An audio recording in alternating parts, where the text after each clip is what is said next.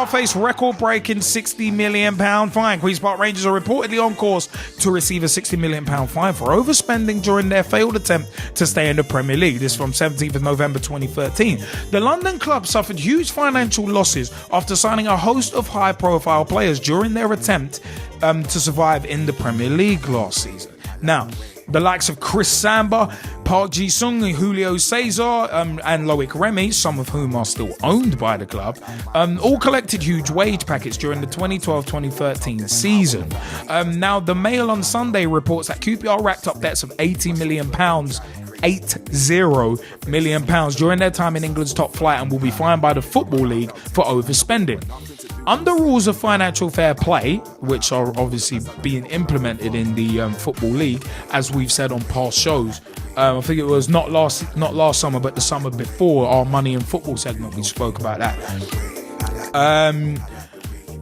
Under rules of financial fair play, clubs will now be taxed on their losses, and in essence, QPR will pay a £1 fine for every £1 they lose during the 2013-2014 financial year, over the figure of £18 million.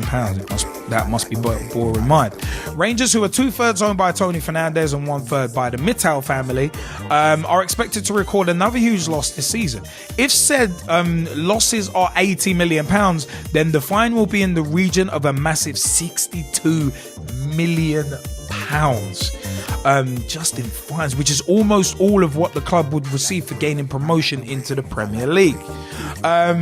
This is the first season in which clubs will ultimately face sanctions for overspending, a Football League spokesman told the Mail on Sunday. If Harry Redknapp's side are promoted back to the Premier League this season, then the fine will be imposed in 2015, according to the Mail on Sunday. If they fail to make promotion, however, then the fine could be postponed, but they would be hit with a transfer embargo.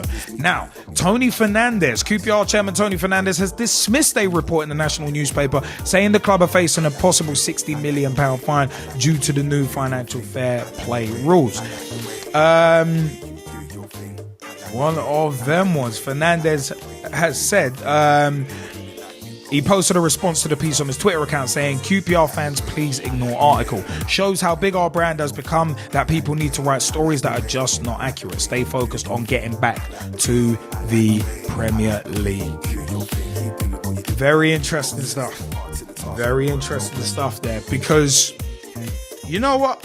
I've said on numerous occasions, Gman, and you know this from us having regular football conversations, considering the genesis of the show, kind of all that. But I've said on numerous occasions that clubs need to be made examples of, and certain clubs in particular, including my own Liverpool. It's a case of if you spend outside your means, you should be punished. Yeah. Because you shouldn't be allowed to spend outside your means with all these racking up huge debts, racking up interest on those debts. There was a point where Man United were like £800 million in debt, and like their trophy wins were only counting towards chipping away at the interest. That's how bad it got. So, and not even to mention my club bought in a leveraged buyout, which I think that's a completely different story. But it's a case of, I don't think clubs should be allowed to rack up such huge debts. I don't think it should be allowed. And at the end of the day, you know what? If you're going to fine a club £62 million because they've lost 80 million, I got no problem with that. Personally, I ain't got no problem with that, because if you had managed yourself frugal, if you'd been frugal with your management, you wouldn't have got into that situation. It's like someone who goes out, gets a credit card with like a 50 grand limit, and spends all that 50 grand in a day and doesn't realize that they've got to pay that back. Yeah, for me, it equates to that. Clubs like, say, Real Madrid, who ain't even spending their own money because they ain't got none. Apparently they're like 500 million in debt, so they ain't spending their own money. With Ronaldo and Kaká, they didn't buy them with their own money. They had to take out a stupid loan. So it's one of them ones. I mean, I'm glad the Football League is imposing financial fair play. I really am. And I actually kind of hope that QPR don't get promoted. I hope they don't. And it's not easy to get promoted from the Championship either. The fact of the matter is, I hope that, number one, I hope that QPR don't get promoted. And number two, the reason why I hope they don't get promoted. It's not because Jamie Bailey works there, because that would be harsh. But it's because of the pure fact that if they come up to the Premier League again, who's to say they're not going to do exactly the same thing as they did last time to try and stay up? So you could have this spiral, and it's one of them ones. They probably won't learn their lessons. If you want, for me, it's a case of if you want a child to learn a lesson, you discipline that child, but you educate that child as well. So with the financial fair play fine, if it ends up that way, then at the end of the day, it's a case of if you say, right, we're gonna fine you £60 million because you made losses of 80 million. It's a case of the club gets the discipline, but they also know why. You get told it's because of overspending. So, Gman, what do you reckon, man? No, the one thing that just stands out for me, and I want to know the legitimacy of what's written there is the actual £60 million fine, because I can understand the transfer embargo. Transfer embargo if they go. I think it's if they go up. If they come back down. Yeah, but to me, like you said, that makes sense, because if they go up, they're gonna spend to stay up again. Yeah. Naturally. Yeah. But if they come back down, again, transfer embargo on them, like it's another season with them with a lot more players that are on the books that they're going to be trying to get off the books. So it just puts them into a really tricky situation, whatever happens, yeah. But the actual £60 million fine, I don't understand how that's all worked out, and I would like to know how that's all broken down. Where's the tax? Well, it's basically they're getting taxed on their losses. I don't know what the interest rate is, but they're getting taxed on their losses. Because that is one hefty fine. Yeah, so it's one of them ones. I mean, it could have been worse. At the end of the day, it's what? The difference is 18 million, so it's any losses over 18 million pounds, then you're getting taxed on them. That's the way the Mail on Sunday say it's being done. But to be honest, it's a great way to see financial fair play get put through its paces. In all honesty, we'll see if it goes serious. Yeah, it's one of them ones, and the Premier League should really follow suit. I mean, I reckon. It just looks like QPR in a very, I don't know. They're in a situation where no matter what, even if they go up 1 season, 2 seasons, and they come back down, they're still going to be. They'll still have the sword of Damocles hanging above their head, because at the end of the day, even if they do go up, then they're going to get hit by other stuff. Yeah. As you said, the transfer embargo. So it's interesting stuff. It's very interesting stuff. I mean, do any of our Skypers want to jump in on this? Do any of our Skypers want to jump in on this point? Because obviously we got Jamie Bailey in here who works for QPR in terms of the youth side. So JBK, have at it. What do you reckon? Jamie, what do you reckon, man? Yeah, in my estimation, if we lose money, then more fool us to go and spend it on major players.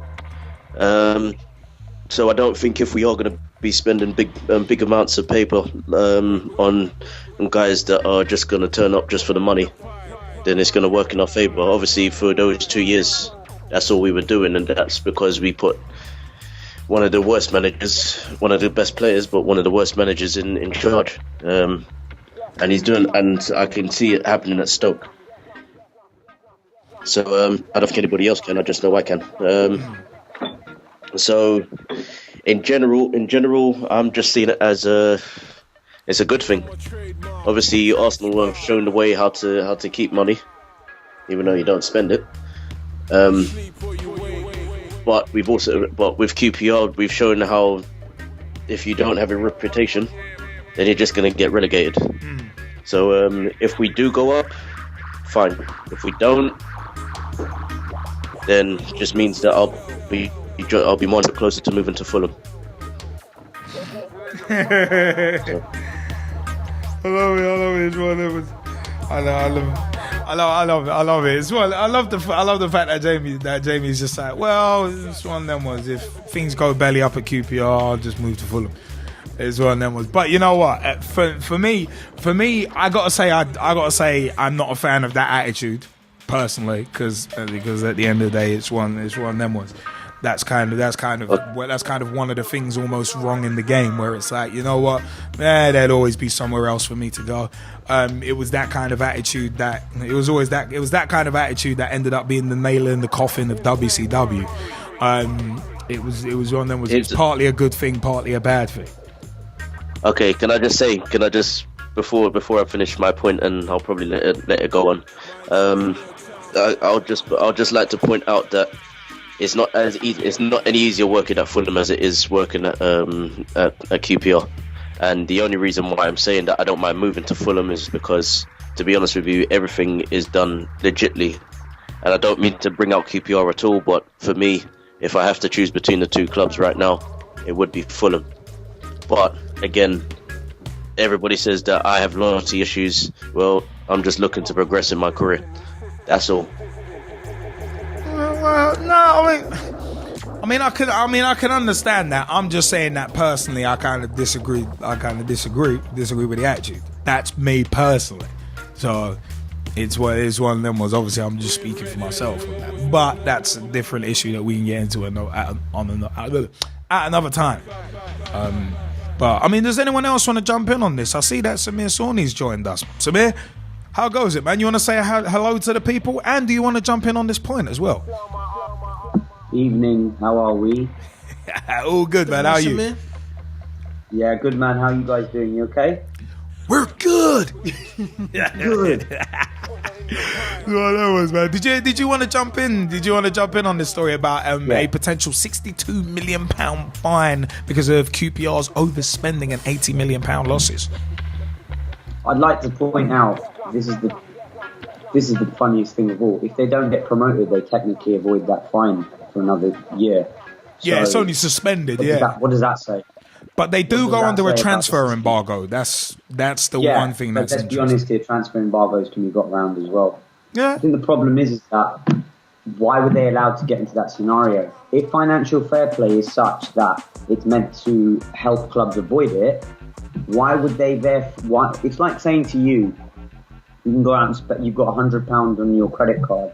Mm-hmm. We're not going to stop you if you go over it, but you're going to have to pay a fine, or you might be allowed not to buy things anymore. Credit cards say if you go over, the card gets declined, doesn't it? Yeah. What I don't understand is why the system does not in the first place just say you are not allowed to physically spend more than you can do. And you could say, well, they're football clubs, they're a business. It's not been run like a business. Oh no, football clubs are extremely badly run businesses. I've been saying that for years. I mean, they deserve the fine. From what I've seen, they deserve everything that's coming. And it's not an anti-QPR thing. I have friends that work in the community department for QPR. I have a lot of time for that club. I have a lot of time for people who work there. But what I'm trying to say is that I don't fundamentally understand how authorities, or whoever it is meant to be working in the system, have allowed clubs to get to that state. We all saw it coming. It was pretty obvious when they signed however many players it was a couple of seasons ago. So it doesn't really shock me that they've got to this state. I mean, funnily enough, I sat back when they started purchasing those players and I thought something doesn't add up here, because you may not be spending a huge amount of transfer fees, but on wages alone you must be blitzing what budget you had. No, exactly. Look at the Samba thing. Apparently he was on $100,000 a week. Now how are you on $100,000 a week with a club that's in the relegation zone? Whoever's getting paid what, it's quite scary. I mean, my viewpoint is that it's a sign of the times. I actually don't think the relegation is the issue here. I actually think the issue is less about the relegation. It's more about the way that certain people were allowed to gain very quick influence within the club. And I think I might have brought this point up before. I can't remember if I did it on pitch talk or talking to a friend not so long ago. I said that Tony Fernandez came out and made a really salient point in the summer when he had an interview. And he was very candid. He said, I made some very foolish mistakes. The problem is that the mistakes were extremely difficult to deal with, i.e. he allowed certain individuals who I don't need to name, who we have all heard of, those of us who are quite deeply into football. Certain super agents and certain how can I put it? Representatives. Does one of those names begin with a K by any chance? Well, it's not Kit Kat, but yeah. I don't think I'm disagreeing with you. I'd say it would be the most expensive Kit Kat he's ever bought in his life. But I think what Fernandez fundamentally realised is that he gave supremacy to a handful, one, or a group, or whoever these people were, and they effectively ran the club like an opportunity, like a gateway, an exit, a pathway for a lot of players to be brought in on exceptionally high contracts, with a view to maybe giving them the route to the club to say, well, they'll have a good sell-on value. Yeah. That's what I'm saying. Relegation made less of an issue. It became an issue when they got relegated because they couldn't get rid of the players. But 2 years ago, they weren't the club that was looking like it was going down. I mean, they were struggling, but they weren't struggling the way they did last year, is what I'm saying. They seem to be performing better. I think the biggest issue is that it's a sign of the times that nobody's learnt after Portsmouth that this isn't the way. Yeah. This is not the way to go forward, and to have such a scattergun approach. Now, the other club that I'd link it to, who've done a different route, that haven't particularly spent a lot, but they've certainly had another scattergun approach, is Crystal Palace, who signed something like 16 players in a close season. Yeah. They won't go down the QPR route because they've obviously had extreme financial issues recently. But who's to say they wouldn't have if somebody hadn't had an owner who said, well, I'm not going to keep going, and the manager can quit when he did. You know, who's to say in January, if the manager wasn't there, that he was handling and forcing him to go out and buy another 6 players? And he's got 22 players in less than a year. So I think it's a constant issue, and I personally believe that this issue is linked to the very, very strong ability of these super agents and third-party owners finding different ways to get into football clubs, and the Premier League is like golden goose at the moment, because now with the extended TV deal, what clubs are realising is that we can actually get into some really high-quality international footballers on really crappy transfer fees, but very high contracts. And I think there's a lot of clubs, guys, that do not fundamentally understand that these guys are being brought in for not playing reasons. Yeah. And that's quite scary. Well, it's purely sell-on sales and short-termism. Well, it's one of them ones. I mean, you got people being in. I mean, you look at Real Madrid as the kind of apex in terms of the example of that. It's a case of there's a lot of players over the years at Real Madrid who've been brought in purely for shirt sales. And Madrid have been guilty of that for over a decade, just bringing in people. All right, yeah, let's make this super team, but at the same time, brand, marketing, and all that. And I mean, it's always one of them ones. I mean, with QPR, you mentioned about them bringing in players for exorbitantly high wages and that. That's why last season. Thank you, Gman.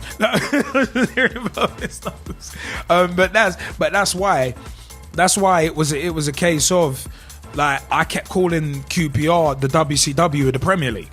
A lot of people may not have got that analogy, but I did explain it a couple of times, whereby it's like they were buying up players for exorbitant wages, maybe not exorbitant transfer fees, but exorbitant wages that end up adding up. Because you may get a player on a free, like look at Joe Cole at Liverpool. He was on like 130 grand a week. It was a free transfer, but he was on 130 grand a week, and that adds up. That adds up on your wage bill. If you've got a wage bill with like 10 million, you could out and out buy a player for that and pay him half that in wages. It's one of them ones. It just adds up. But the fact of the matter is, yeah, you know what? Samir mentions another good point. In terms of like kids in the candy store, no strategy got rid of players that QPR brought up. So one of them was Jamie Mackey, never got a fair shake. It was disgraceful. Jamie Mackey never got a fair shake in that Premier League season. It was sad. I thought he was a good player, not even just because he scored against us, but he was, and will forever be a good player. But I mean, it's one of them was, Jamie, you wanted to reply to Samir's points, didn't you? Jamie?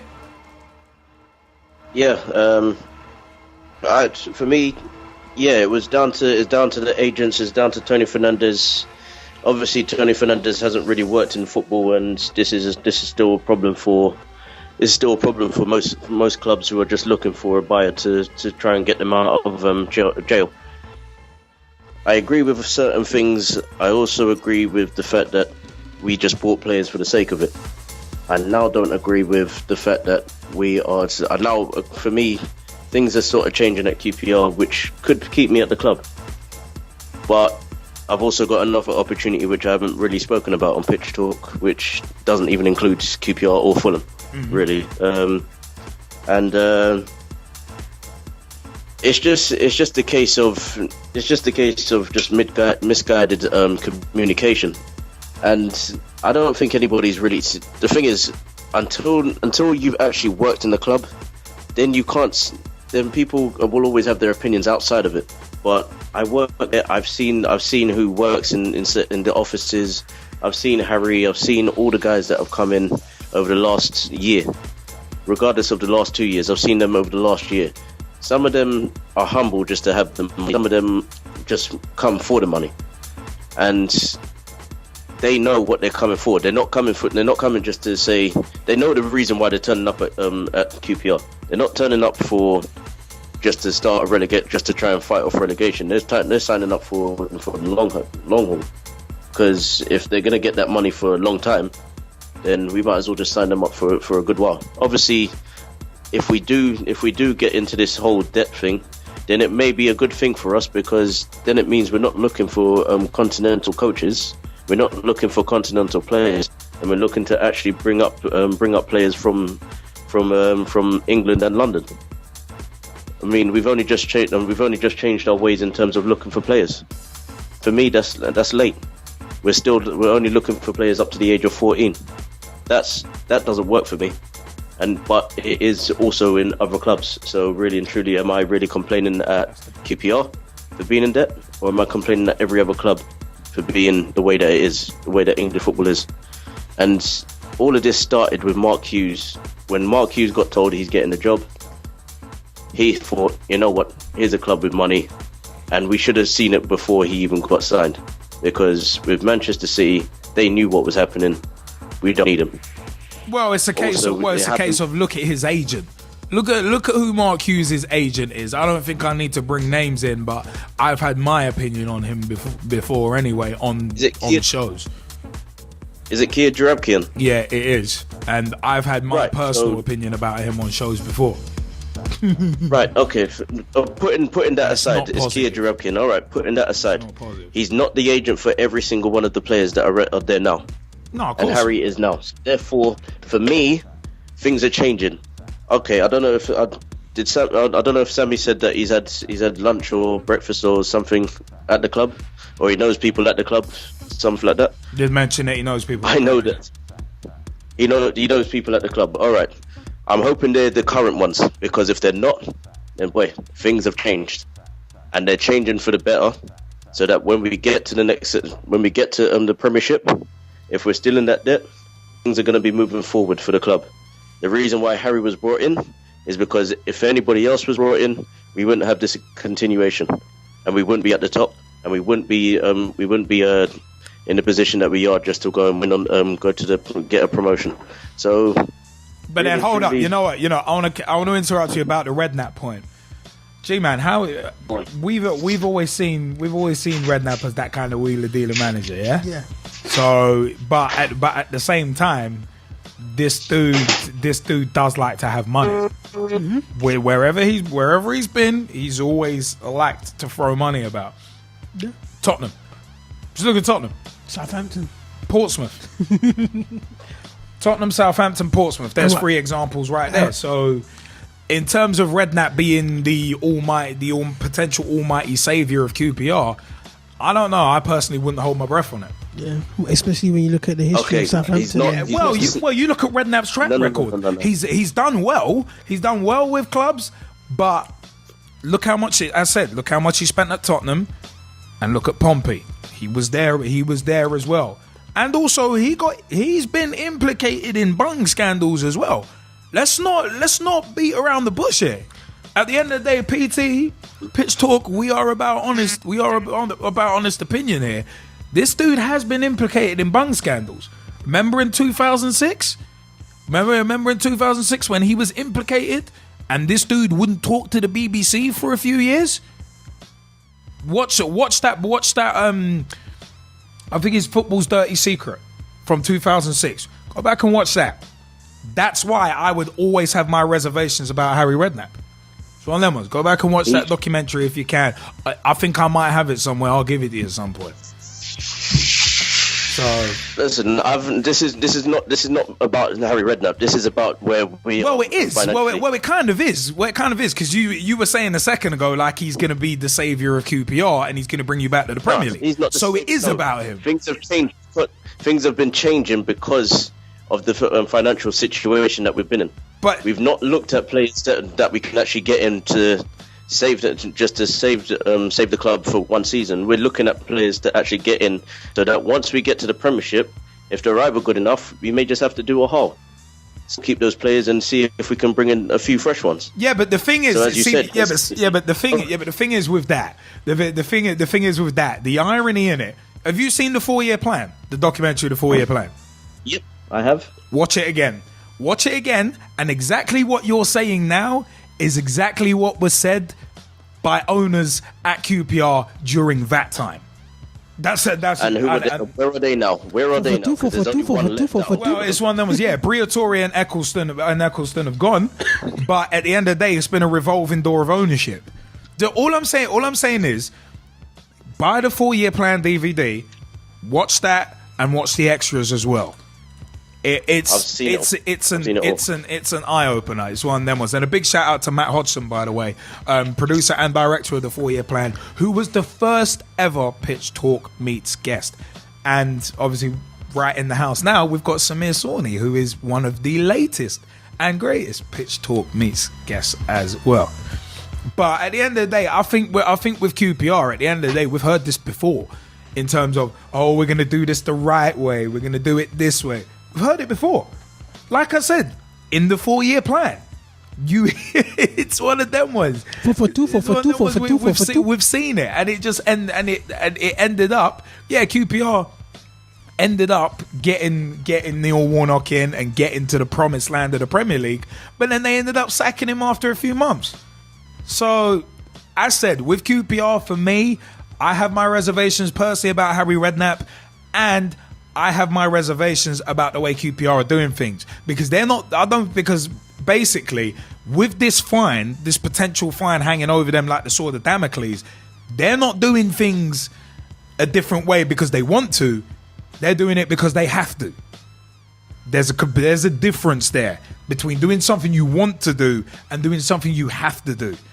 Pitch Talk is something myself, the Gman, and Jezzy Fizzle want to do. We don't have to do it. But going out and working on a daily basis is something we have to do because it pays the bills. It just so happens that we enjoy what we do. But it's a necessity. You've always got to, it's always got to be looked at in that way. It's always got to be looked at in that way.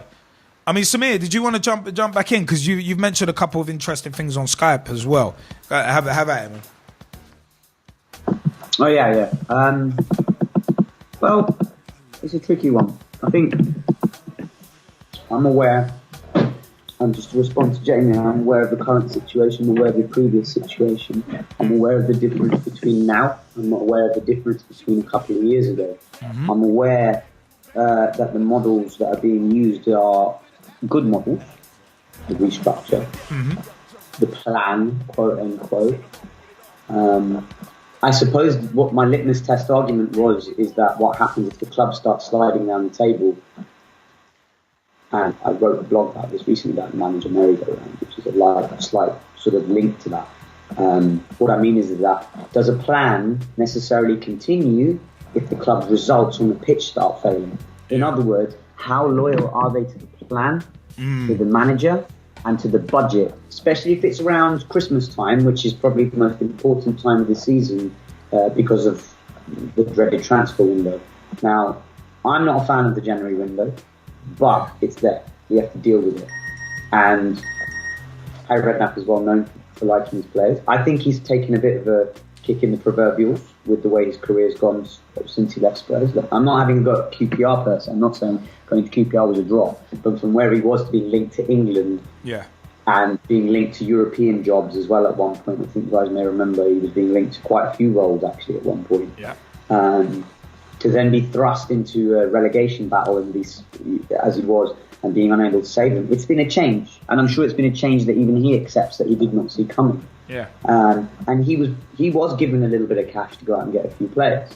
And I don't think whatever he might say, it's pretty fairly obvious that his model has always been, I need players. Because forget about the amount of money, he likes to bring in his own men. That's why Defoe followed him a couple of times to Portsmouth back, if you remember. Robbie Keane too. Did it as well. You know, he knows them, he knows these players, and he knows how to get the best out of them, generally. That's why Cranchard's at QPR now. He shouldn't be at QPR. Not because QPR are a bad team. He's not a championship player. Nico he should be in the Premier League. I like it. But you know what I'm saying? But what I mean is that it would just be interesting to see. I don't mean this against Jamie. You know, good luck to him. I don't mean it because I want anyone's job in jeopardy. I just mean it would be interesting to see what would happen to the plan if the club itself suddenly starts sliding down the table. Because that is the true test of what an ownership board would actually see. Do they really, like you made a really good point when you were saying about it's a plan. But at the end of the day, they're forced into the plan. If that makes sense. In other words, have they made the plan? We all make plans based on actions and consequences, but sometimes does that mean that plan is really what you want to do? Or is that a plan that's been forced upon you? I think this is a combination. I think definitely they've realised. I think they realised quite quickly after the Hughes regime and the Redknapp regime, you know, sort of one came into another, that there were some serious financial issues.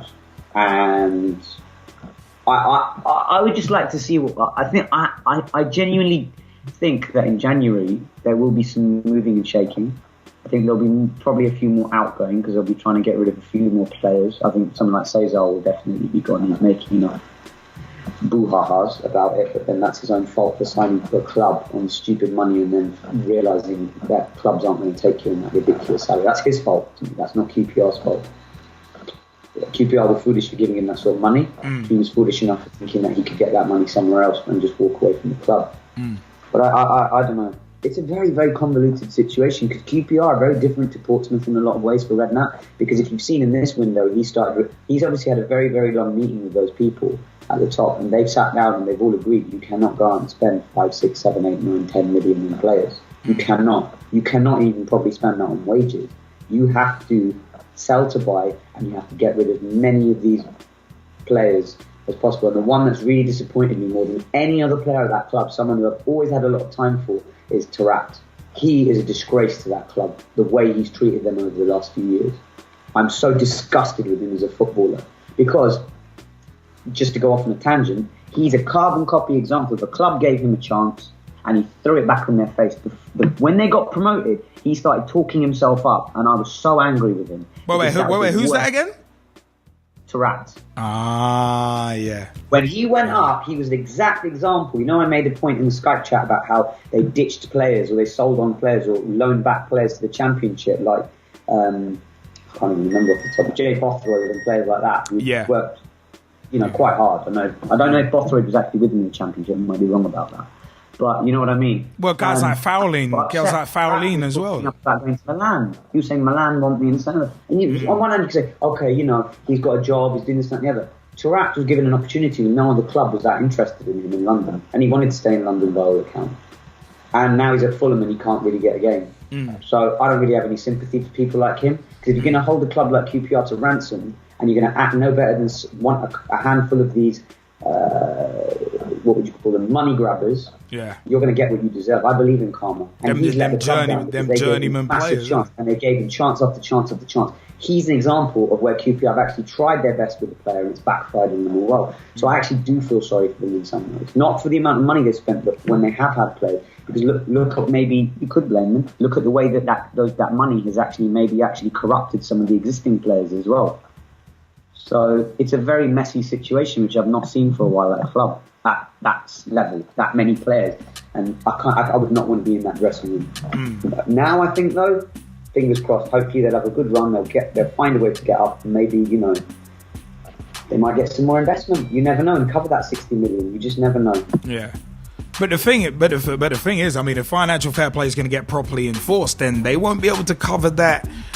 They won't be able to cover those fines straight away, because I think it's something like a owner per season can only put in like 12-14 million or something like that at once. So to kind of redress the balance of debts. So that's going to be an interesting one, even if that ownership does switch. But yeah, stadium renaming rights. You look at Man United, how they're getting around their debt.